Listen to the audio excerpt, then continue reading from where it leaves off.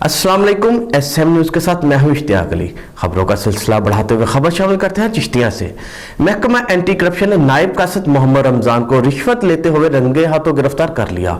Magistrate की मौजूदगी में वसूल की जाने वाली रिश्वत की रकम 5000 बरामद। इसी हवाले से मजीद तफसीलात जानते हैं अपने नुमाइंदे अरशद जावेद भट्टी से। जी अरशद, बताइएगा क्या तफसीलात है आपके पास? जी बिल्कुल।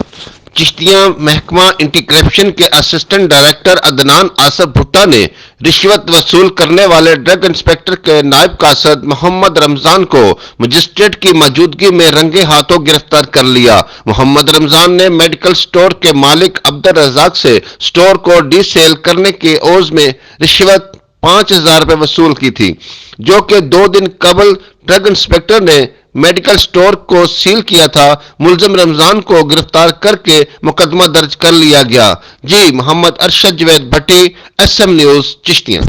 बहुत शुक्रिया अरशद तफसीलात से आगाह करने के लिए। अब तक के लिए इतना ही। मजीद खबरों के लिए देखते रहिए SM न्यूज़।